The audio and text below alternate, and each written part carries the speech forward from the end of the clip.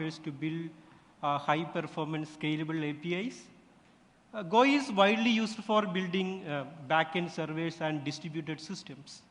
And when you build distributed systems, microservices architecture is becoming a preferred choice. And when you build microservices-based systems, Google's open source RPC framework, gRPC, make a lot of sense. And as a Go programmer, it gives you a lot of power to build massively scalable APIs.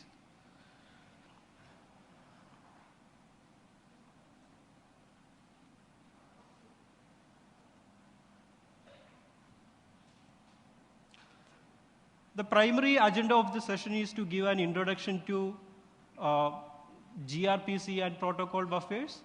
And finally, we will look into how to build APIs by using gRPC as an RPC framework and protocol buffers as an interface definition language. First and foremost, gRPC is an RPC mechanism. RPC is a protocol that one program can send a request to another program that located in another computer in a network without having to understand anything about network details. You have two computers, and from one system you want to make a communication. In the same way, the remote server methods was available in the local object. So from the client application, you can send a service request to the remote server on its methods as it was a local object in the client application. But the remote server was located in a different system in a network. In the past, we have used a lot of RPC technologies, DCOM, Corba. So even in my earlier career, I have started to writing COM components in Visual Basic. So from these legacy RPC technologies, we moved to SOAP-based XML web services, and later we moved to REST-based architecture.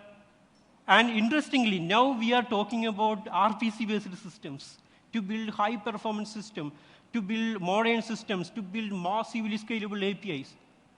Are we going back to older days? No. Things are a bit different. So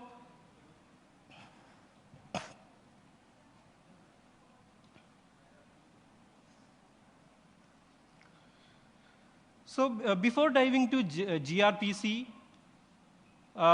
let's discuss about why do we need an RPC mechanism. We have been using RESTful architecture for interacting between different systems in a distributed environment and to communicate between various systems. So why do we need an RPC mechanism?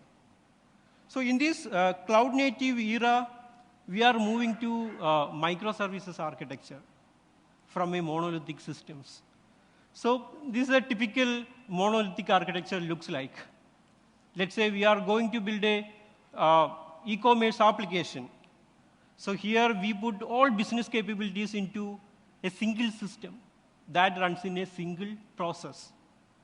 So developing this kind of applications are very straightforward. It is easy to build this kind of applications, but it would be very difficult to scale these kind of applications because every components in the single application tightly coupled together. It would be very difficult to scale. Even we may need to scale independently for different components. Here we cannot do such kind of things because each components run in a single process. So scalability with the microservices architecture is really painful, very difficult.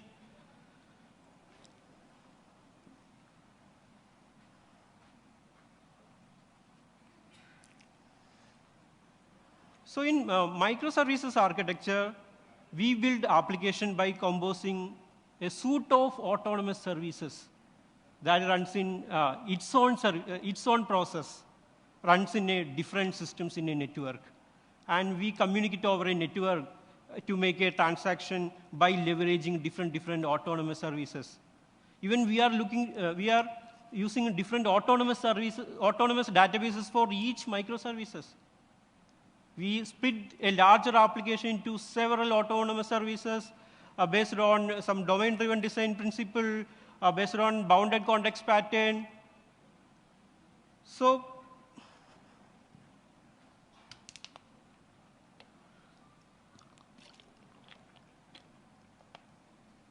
all right. So microservices architecture is indeed a great approach for building distributed system. That is very crystal clear. We have seen a lot of successful implementation from modern enterprises such as Uber, Netflix, Square, eBay, Amazon. But keep in mind that microservices architecture is neither a silver bullet nor an easy approach. We need to solve a lot of practical challenges when moving from monolithic to microservices architecture. Because with the monolithic, everything was running in a single system, runs in a single process. Here, things are completely different. We split a larger application into different autonomous microservices. Even individual microservices are using different database systems. Just think about make an inner join. So with a monolithic database, everything was very clear. You can easily make a join query from a single monolithic database. So here, things are very difficult. So even you share different databases for different microservices. So making an inner join is very difficult. A single business transaction may leverage several autonomous services in order to complete this transaction. So building a distributed system is not an easy job, even with the microservices architecture, though it tackles the complexity of building distributed application. It's a great approach for building distributed system, but it has a lot of limitation. Sorry, not limitation. You have to solve a lot of practical challenges.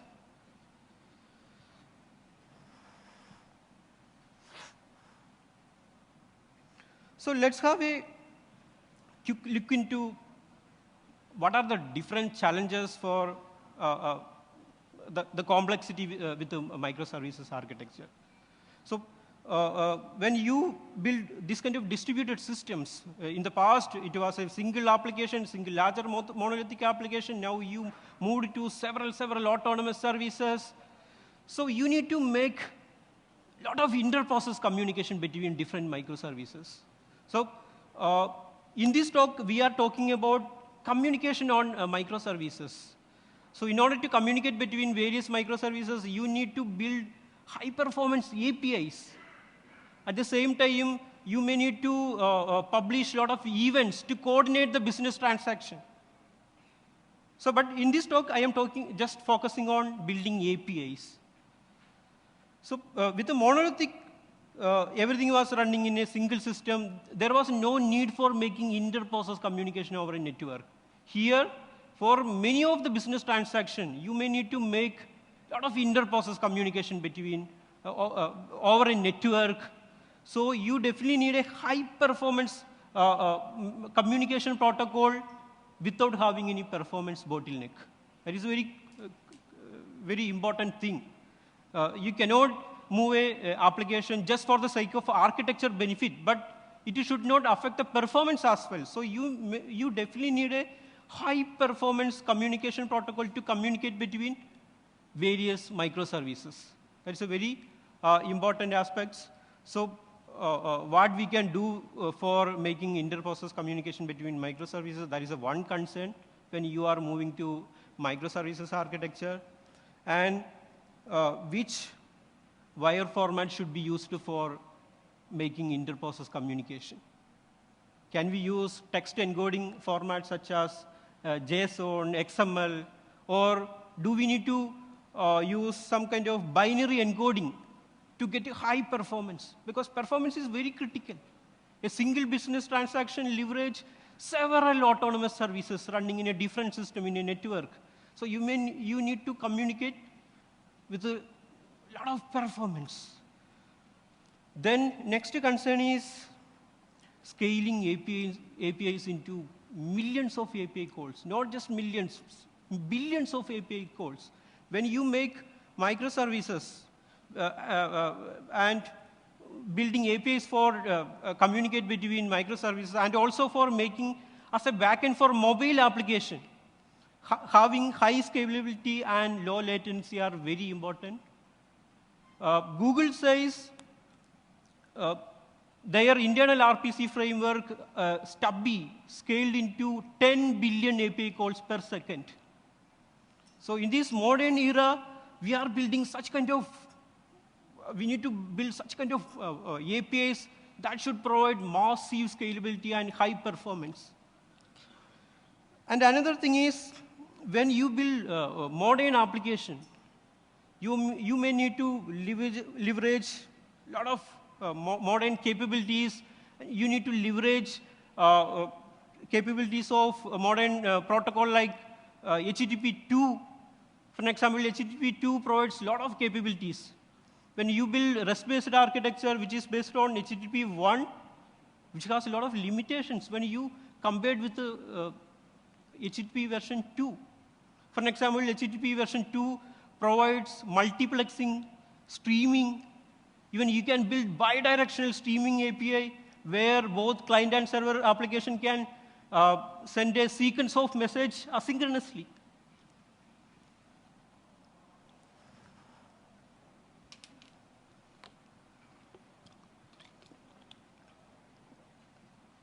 All right. Then the big question is, can we use a RESTful approach, or do we need something different to get high performance, to build highly scalable systems?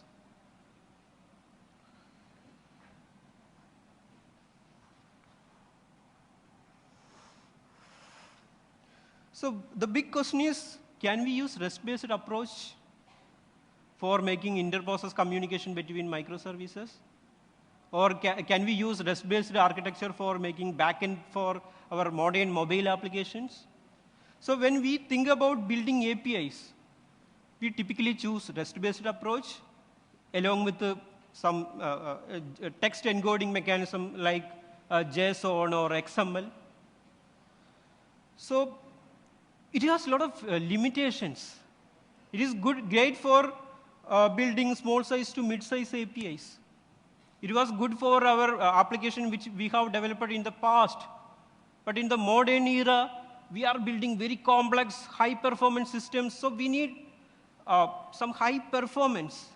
And with the RESTful architecture, you are using some URI resources along with some HTTP verbs, post, put, patch, delete to make your APIs. But just think about when you build APIs for domain-specific operation, it is very difficult with the RESTful architecture. It's good for some CRUD operation on some simple entity. Just create, update, delete, read. Good. But just think about a lot of complex business transaction, domain-specific transaction, let's say transfer fund. That leverage a lot of distributed transaction, leverages various microservices. So can we use REST-based approach for building such kind of APIs to expose domain-specific operations? REST is not for exposing domain-specific operations. And yeah, as we discussed earlier, RESTful architectures are using HTTP1. So it cannot use modern capabilities like streaming. Even it cannot use multiplexing. For every HTTP request, it connects, then disconnects, and reconnects again. For every request, it uses a separate TCP connection. So you cannot leverage modern capabilities which is currently available with different protocols and different technologies.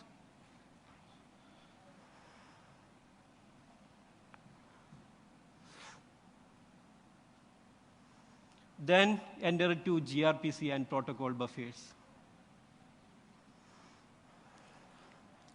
gRPC is a high-performance RPC mechanism. It's a RPC framework from Google. It's an open-source framework that enables to communicate client and server application very transparently. and makes easier to build distributed application. You can easily communicate between different systems by leveraging a lot of modern technologies. And gRPC is an open source version of Google's internal RPC framework, Stubby. Google has been running a microservices architecture over a decade where they have been heavily using Stubby for RPC call. Stubby is used to scale 10 billion API calls per second. And gRPC is the next generation of Stubby, which means that you can leverage gRPC for building massively scalable API, which can be scaled into billions of API calls. So it's a next generation of Stubby. And most important thing about gRPC is it uses protocol buffers language as the interface definition language, which means that by using protocol buffer definition files, you define your service endpoints, then you define the structure of the payload message to be used for your RPC endpoints, then you generate code from this interface definition language, these interface definition files. You can generate code for both client and server implementation for multiple programming language. gRPC and protocol buffers currently supports different programming languages such as Go, C++, C#, Java, Ruby, Python, Node.js, Objective-C. It supports multiple languages. It supports multiple platforms. So you can run a gRPC server anywhere. Things are very straightforward. And as a wire format, it uses protocol buffers. It is a text encoding format. We all know that text encoding formats can perform better than text-based encoding, which for REST-based approach, we are using text-based encoding such as JSON, XML.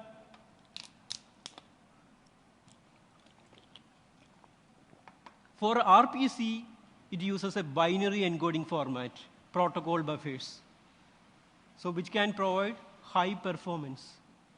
And another thing about gRPC is it uses HTTP version 2 for transportation. So you will get a lot of benefits, performance, speed, low latency, high performance. Even when you build mobile application, you can save a lot of battery. HTTP 2 supports multiplexing.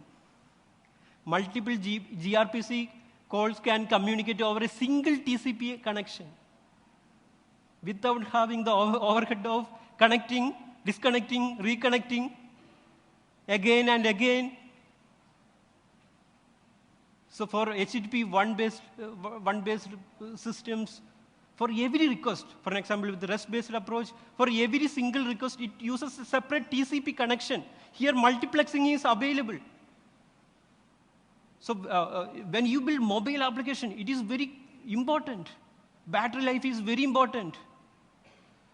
So you can use gRPC for building backend for your mobile application as well, because gRPC is built with the mobile application in mind, not just for building distributed systems. Instead of RESTful approach, you can use gRPC-based API for building backend for your mobile application. It supports Java, so you can build Android application. It supports Objective-C, so you can build iOS application. And another thing is HTTP 2 supports streaming. You can build bidirectional streaming. You can send sequence of messages to both from server to client and client to server. etcd by CoreOS has a gRPC-based API that provides some streaming capabilities. etcd is a distributed key value store. If some change is happening on the some key values, it notifies these changes to all parties which is listening that key value pair for their service discovery mechanism. Without having any polling, it sent a sequence of messages asynchronously. So it provides a lot of capabilities. And RPC is really efficient. You can expose domain-specific operation. So in REST-based architecture, yeah, you expose your APIs by using URI resources and some HTTP verbs. You have very limited HTTP verbs, and you expose all business domain-specific operation over these few HTTP verbs. It's very difficult. RPC is domain-specific. You make a method call as an API. So it's very straightforward. It's domain-specific. It's very efficient. It's strongly typed. And another thing is, it works across different programming language, different platform.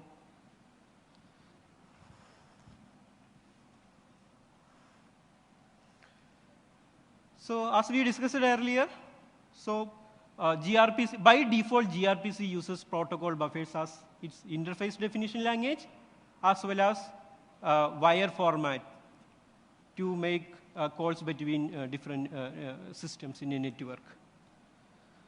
It's an interface definition language. Unlike JSON and XML, it is just used as a serialization format or message interchange format between different systems. Here it is an interface definition language, and it is also a wire format to make a communication over a network.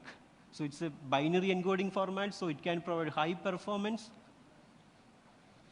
It supports multiple language. This figure illustrates the communication between a gRPC server and a client application. The gRPC server implements its service interface and runs an RPC server for making client calls to its methods, its RPC endpoints.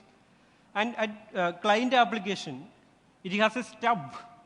In many languages, it is referred as simply a client, which has the similar methods of a server-side API. So by using this stub, you can call methods like a typical remote procedure call, where it seems like these objects are available in your local client application. But the remote server located in a different system in a different network. It's very efficient, very straightforward.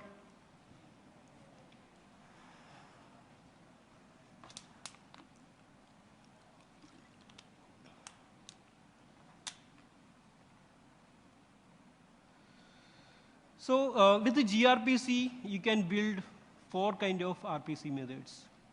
One is a simple RPC. Simple RPC is like a typical request response model. So in which the client application sends a request to the RPC server using a stub and waits for a response. And there is a server-side streaming RPC, where the client application sends a request to the RPC server using a stub and gets a stream to read a sequence of messages as back from the RPC server. And there is a client-side streaming RPC. So in client-side streaming RPC, the client application can write a sequence of messages and send them to the server by a provided stream. And there is a bidirectional streaming RPC. That's a very most efficient capability in the gRPC ecosystem. From both client and server application can write a sequence of messages to both client and server. It's a duplex mechanism. From both sides, you can send sequence of messages. So very efficient.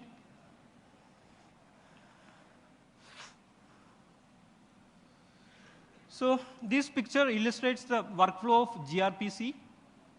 The first step is to define your service endpoints in your protocol buffer definition files, and also structure of the payload messages to be used for RPC endpoint, to be used for RPC methods. Then, by using the Protobuf compiler, you can generate code for your language of choice by providing a specific language plugin. So here, we use Go plugin, Go gRPC plugin. So we provide the gRPC Go plugin to the Protobuf compiler. So it generates code for both client and server in Go programming language. So you can use different programming language. And finally, once you generate the code, you can write the code for both client and server for building the client and server application.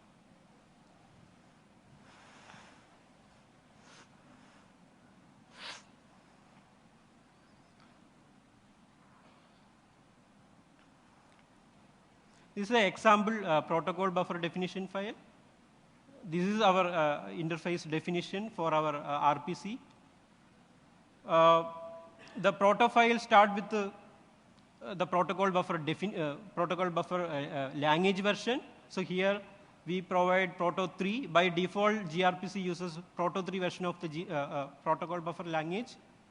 And we declare a package. When you generate the code for your for Go application by using the Proto C compiler, the package name will be used for Go package name as well.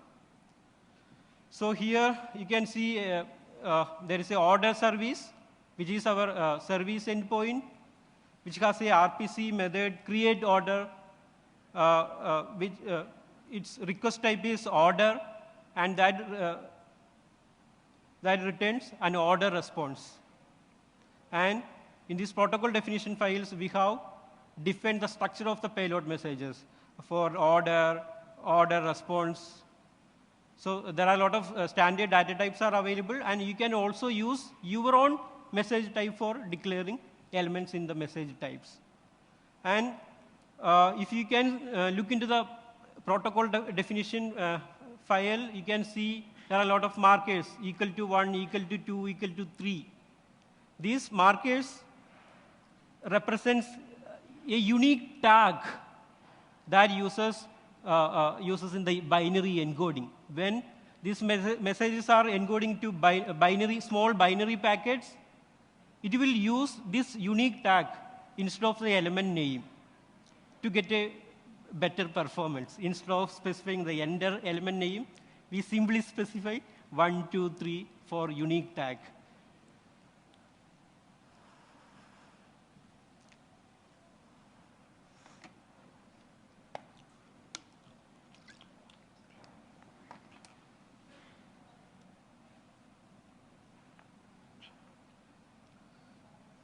So let's compare the performance of protocol buffer with the XML and JSON.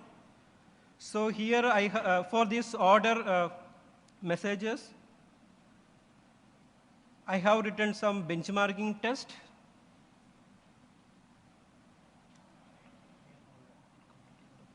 Okay, just a minute.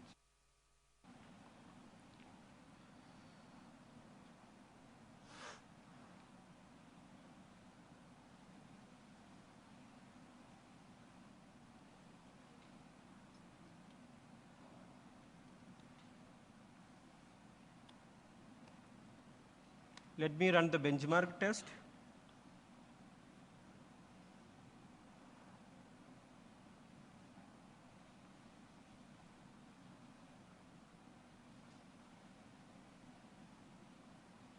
So you can see that Proto 3 Marshall taking 791 nanoseconds per operation, while JSON Marshall taking 2,855 nanoseconds.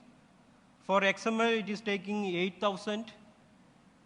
But for unmarshal protocol, buffer is taking 1,100, but XML taking 29,000. So there is a huge performance difference just for marshalling and unmarshal. So this is our protocol definition file. So we have a named RPC service, order service. So here we have two RPC methods. These are get orders.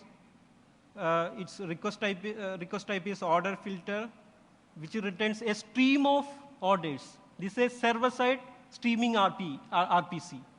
If you want to make a RPC method as a streaming API, for server-side to client-side streaming, just provide the stream keyword when you declare the message type.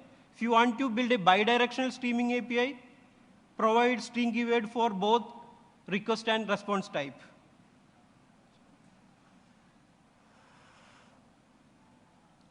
So here is the generated code generated by Proto-C compiler. The good thing is, from the protocol definition, we generated strongly typed message types. In Go, you are getting a stuck data types.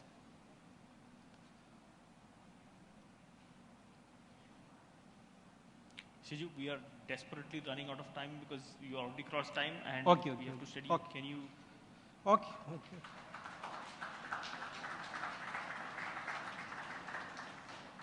All right, guys, hang on. All right, cool. Sorry. Thanks. Apologies for that, but if you all have any detailed questions on this, can you please take it up with them at T. All right, thank you so much, Shiju. Okay, thanks a lot.